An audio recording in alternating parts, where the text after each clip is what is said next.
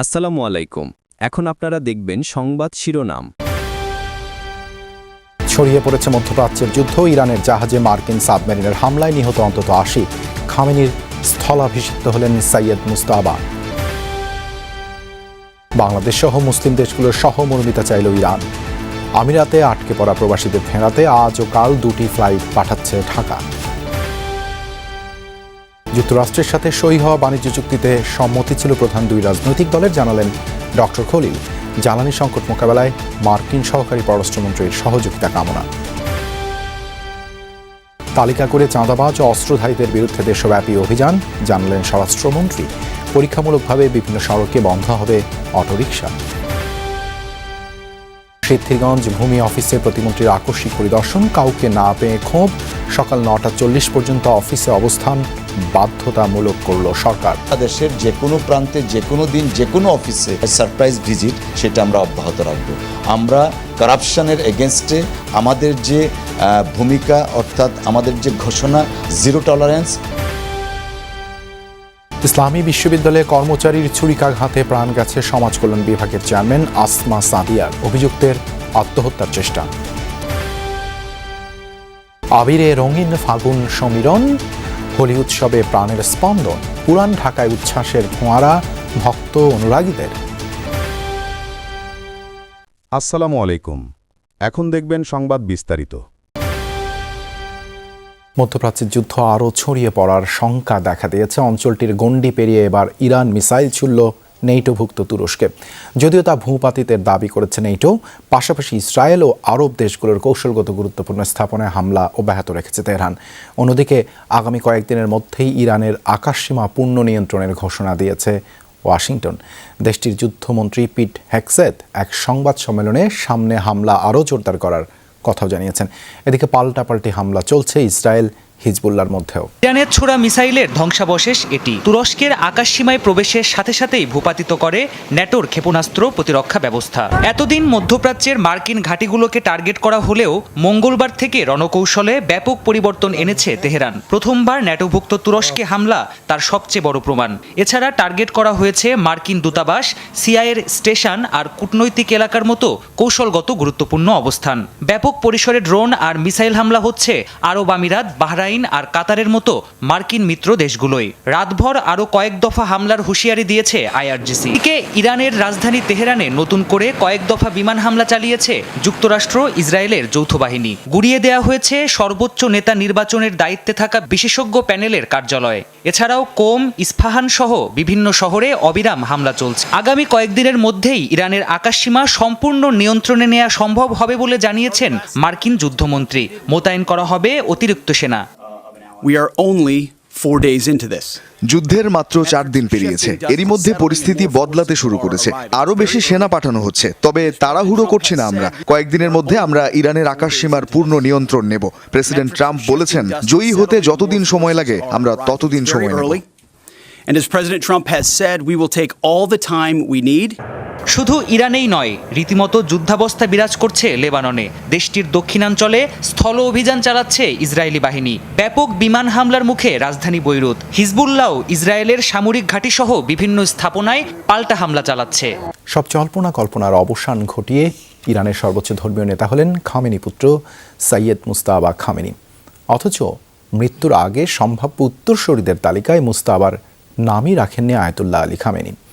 Iran international বলছে, মূলত revolutionary গার্ডের চাপই মুজতবাকে সর্বোচ্চ নেতা নির্বাচিত করেছে দেশটির assembly of expert. Syed Mujtaba Hosseini Khamenei প্রয়াত সর্বোচ্চ ধর্মীয় নেতা আয়াতুল্লাহ খামেনির দ্বিতীয় ছেলে। অবশ্য সন্তান হলেও তাকে সম্ভাব্য উত্তরসূরিদের তালিকায় রাখেননি আয়াতুল্লাহ আলী খামেনি। কারণটা স্পষ্ট। নেতা নির্বাচনে উত্তরাধিকার প্রথা ইরানের রাজতন্ত্র বিরোধী গঠনতন্ত্রের সাথে সাংঘর্ষিক।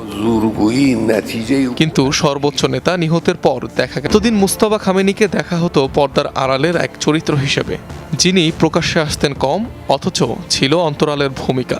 অনেকেরই ধারণা জনসাধারণের সাথে তার তেমন কোনো যোগাযোগ নেই। কিন্তু সর্বোচ্চ ক্ষমতাধর ব্যক্তির সন্তান হওয়ায় বিচরণ সবসময় ছিল ক্ষমতার চাপ। মুসলিম দেশ হিসেবে বাংলাদেশ সরাসরি ইসরায়েল যুক্তরাষ্ট্রের যৌথ অভিযানের সমালোচনা করবে, এমনটাই প্রত্যাশা ইরানের। সকালে এক সংবাদ সম্মেলনে এমনটা জানিয়েছেন ইরানি রাষ্ট্রদূত জালাল রহিমি জাহানাবাদী। বলেন, যতক্ষণ পর্যন্ত যুক্তরাষ্ট্র শান্তির পথে আসবে না ততক্ষণ সর্বশক্তি দিয়ে যুদ্ধে লড়বে ইরান।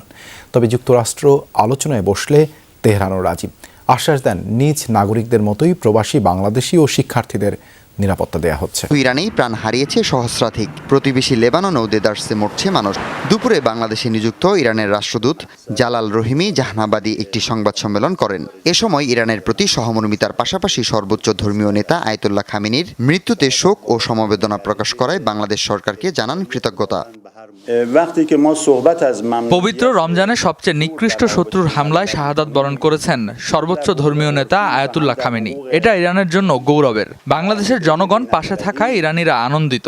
শোক ও সমবেদনা প্রকাশ করায় আমরা কৃতজ্ঞ। তাছাড়া প্রবাসী বাংলাদেশি ও শিক্ষার্থীরা নিরাপদে আছেন। কোনো কিছুর প্রয়োজনে দূতাবাস তাদের সহযোগিতায় প্রস্তুত। বর্তমানে আত্মরক্ষায় পাল্টা হামলা করছে ইরান, যা জাতিসংঘের নীতিমালা অনুসারে আইনসঙ্গত। তবে যুক্তরাষ্ট্র ও ইসরায়েল লঙ্ঘন করেছে আন্তর্জাতিক সব নিয়মকানুন। ইতিহাস বলে যুক্তরাষ্ট্র এরই মধ্যে 2 বার পরমাণু বোমা ব্যবহার করেছে। তৃতীয়বার ব্যবহার করলেও ইরান ভয় পায় না। আমরা শাহাদাত বরণ করতে প্রস্তুত, কিন্তু শেষ রক্তবিন্দু পর্যন্ত লড়বে ইরান। আগামী বৃহস্পতিবার ও শুক্রবার দুদিন সকাল 10টা থেকে 12টা এবং দুপুর 2টা থেকে বিকেল 4টা পর্যন্ত ইরানের শহীদদের প্রতি শোক প্রকাশের জন্য রাষ্ট্রদূতের দপ্তরে উন্মুক্ত করা হবে শোক বই। যুক্তরাষ্ট্রের সাথে নির্বাচনের আগে সই হওয়া বাণিজ্য চুক্তি বাস্তবায়নে বাংলাদেশ সম্মত বলে জানিয়েছেন পররাষ্ট্রমন্ত্রী ডক্টর খলিলুর রহমান। দাবি, সরকারের সবার আগে বাংলাদেশ নীতির সাথে এই চুক্তি সাংঘর্ষিক নয়। জানান, অন্তর্বর্তী সরকারের শেষ সময় সই হওয়া এই চুক্তি নিয়ে বড় 2 দলের সম্মতি নিয়েছিল যুক্তরাষ্ট্র। ঢাকা সফররত মার্কিন সহকারী পররাষ্ট্রমন্ত্রী পল কাপুরের সাথে বৈঠকের পর তিনি আরও জানান, ঢাকা ওয়াশিংটন সামরিক সহযোগিতা নিয়ে কোনো আলোচনা হয়নি।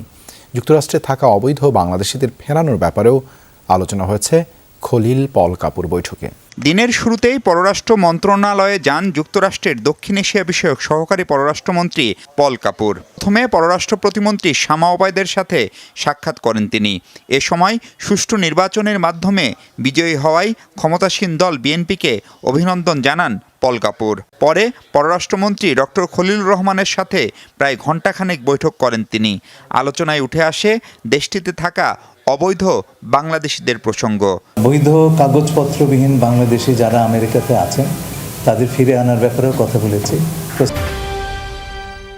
দেশে চাঁদাবাজ ও অবৈধ অস্ত্রধারীদের তালিকা করে অভিযান শুরুর কথা জানিয়েছেন স্বরাষ্ট্রমন্ত্রী সালাউদ্দিন আহমেদ। সকালে ঢাকা মেট্রোপলিটন পুলিশের সদর দপ্তর পরিদর্শন করেন তিনি। বলেন, বিগত সরকারের মতো রাজনৈতিক কাজে ব্যবহৃত হবে না পুলিশ। নাগরিকদের নিরাপত্তা আর সেবা বৃদ্ধিতে দেন সংশ্লিষ্টদের তাগিদ। দমনে ক্ষমতার সর্বোচ্চ অপব্যবহার ছিল পুলিশের। কোনো ঊর্ধ্বতন কর্মকর্তার ঔদ্ধত্য ছাড়াই সব সীমা, যেগুলোর বড় শিকার বর্তমান ক্ষমতাসীন দল বিএনপি। বিএনপির স্থায়ী কমিটির সদস্য সালাউদ্দিন আহমেদ, যিনি নিজেও আইনশৃঙ্খলা বাহিনীর ক্ষমতার অপব্যবহারের শিকার, তিনি এখন স্বরাষ্ট্রমন্ত্রী। সকালে প্রথমবারের মতো যান জিএমপি সদর দপ্তর পরিদর্শনে। প্রথা অনুযায়ী দেয়া হয় গার্ড অব অনার। এরপর ঘণ্টা দেড়েক সভা করেন আইজিপি, ভারপ্রাপ্ত কমিশনার সহ পুলিশের ঊর্ধ্বতন কর্মকর্তাদের সঙ্গে। সভা শেষে গণমাধ্যমের প্রশ্নের জবাবে বলেন, ব্যক্তি বা দল নয়, পুলিশ হবে জনগণের।